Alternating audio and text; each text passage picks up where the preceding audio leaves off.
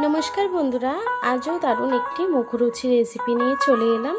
সন্ধ্যার টিফিনে কিন্তু চটজলদি বানিয়ে আপনারা খেতে পারেন, আপনজনকে খাওয়াতে পারেন। চলুন তাহলে রেসিপিটি শুরু করা যাক। এগ চিলি রেসিপিটি বানানো খুবই ইজি, ঘরে থাকা উপকরণ দিয়েই আপনারা রান্নাটি করতে পারেন। চলুন তাহলে রেসিপিটি শুরু করা যাক। তার আগে আমার রেসিপিটি ভালো লেগে থাকলে চ্যানেলটাকে সাবস্ক্রাইব করে পাশে থাকবেন, ভিডিওটি একটি লাইক দিয়ে দেখা শুরু করবেন। রান্নাটি করার জন্য প্রথমেই আমি 5খানা ডিম সিদ্ধ করে ছাড়িয়ে নিয়েছি। এখন ডিমটাকে কেটে নেব। ডিমটিকে কেটে নেব।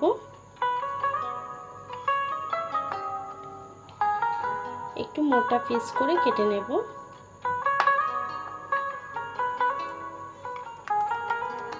দেখুন, এভাবে কিন্তু ডিমটাকে কেটে নেব।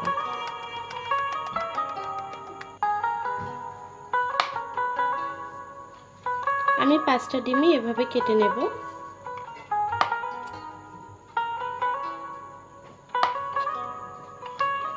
ডিমটিকে কেটে নিয়েছি, তুলে নেব।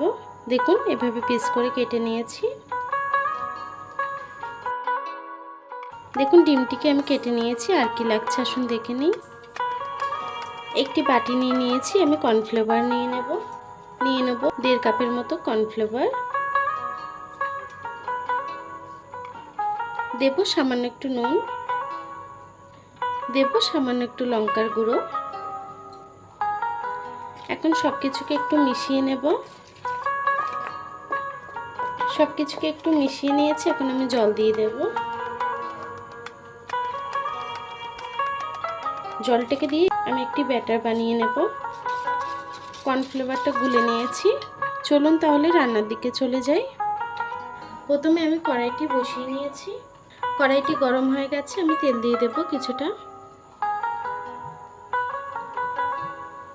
তেলটি গরম হয়ে গেছে। আমি যে ডিমটা কেটেছিলাম সেটিকে কর্নফ্লাওয়ারের মধ্যে এভাবে চুবিয়ে এভাবে তুলে আমি ভেজে নেব।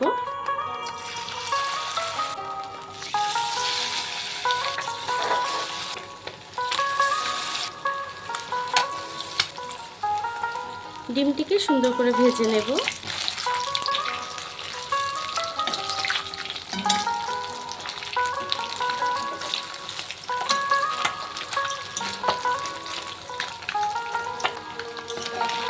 ডিমটি ভাজা হয়ে গেছে, তুলে নেব।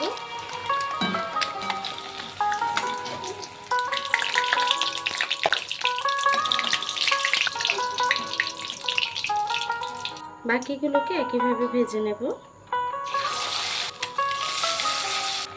বাকি ডিমটিও কিন্তু ভাজা হয়ে গেছে, তুলে নেব। এই তেলের মধ্যে দিয়ে দেবো আদা রসুন কুচি।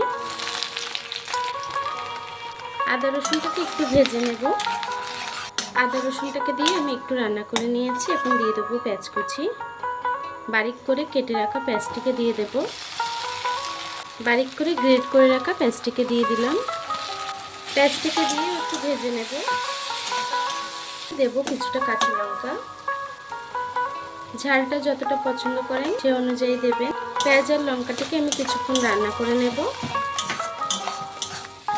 পেঁয়াজটি একটু ভাজা হয়ে এসেছে। এখন দিয়ে দেব নুন, স্বাদ মতো নুন দিয়ে দেব একটু। নুনটাকে দিয়েও আমি কিছুক্ষণ রান্না করে নেব। পেঁয়াজটি একটু ভাজা হয়ে এসেছে। এখন আমি সসটিকে দিয়ে দেব। দেব কিছুটা চিলি সস, দেব একটু সয়া সস, দেব টমেটো সস। সব কিছুকে আমি একটু রান্না করে নেব। আমি সব কিছুকে একটু মিশিয়ে রান্না করে নিয়েছি। এখন ডিমটাকে দিয়ে দেব।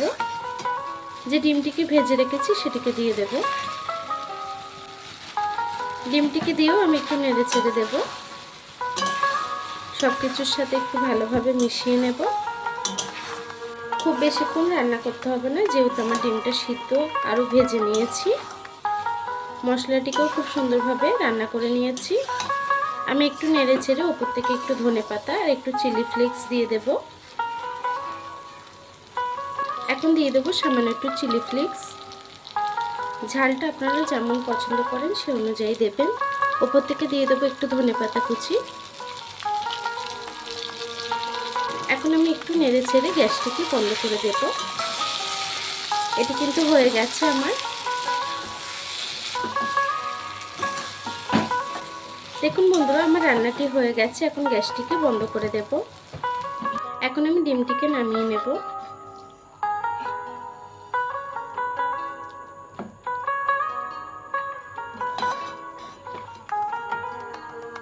দেখুন বন্ধুরা, আমার এগ চিলি রেসিপিটি কিন্তু হয়ে গেছে।